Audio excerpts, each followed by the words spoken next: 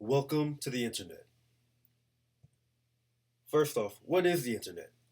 The Internet is a global network of computers that communicate with one another and share information with one another through standardized communication protocols, or to put in more simpler terms, rules for communication. The reason we define rules for communication is because it guarantees that each computer across the globe will be able to communicate with one another.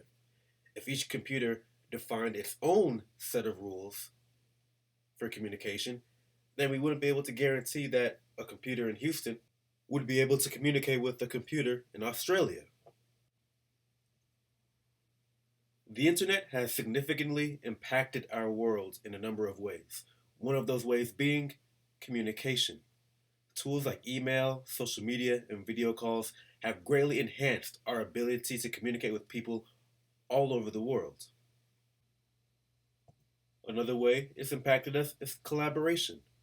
Tools like Google Docs and iCloud allow people to share and work on the same files from multiple locations. Tools like Skype allow people to conduct face to face meetings from multiple locations.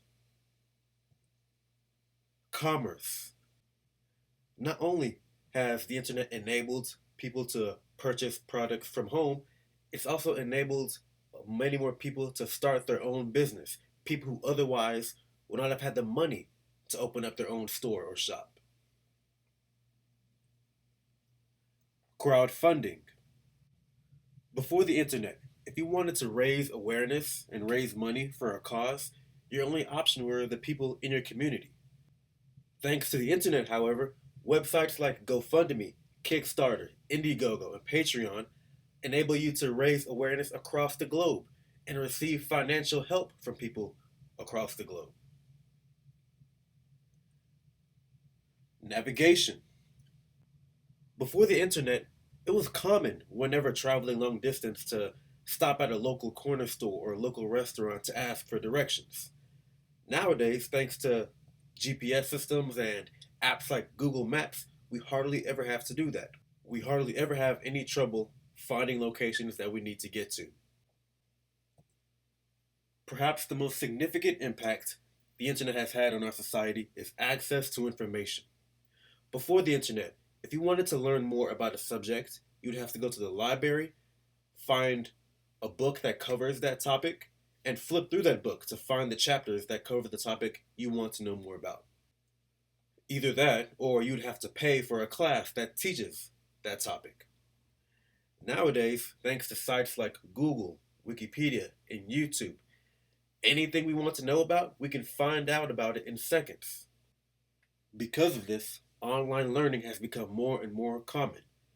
Topics that before you would have had to purchase a book to find out or pay for a class to find out, you can now teach it to yourself online. Now, that all being said, all of these great enhances don't come without a cost. There is also a bad side to the internet. One of those being access to copyrighted material. When you have increased access to info, that also means you'll have increased access to copyrighted info. Combine that with an increased ability to communicate, and it is now easier than ever to illegally distribute information. Anonymity. On one hand, anonymity is a good thing because it helps prevent discrimination. When you can communicate anonymously, you'll never be discriminated against based on your race, gender, or ethnicity. On the other hand, anonymity also creates cyberbullying. By being able to communicate anonymously, you'll never be held accountable for anything you do or say over the internet, allowing people to say whatever they want to people without consequence. Censorship. Should a 7-year-old, for example, have access to all content on the internet? Should the government be able to control what content anybody sees on the internet? These are all questions that the existence of internet raises. And as you travel from one location to another, from one government to another, you'll find that these governments each have different answers to these questions and have different rules governing internet usage in their jurisdiction.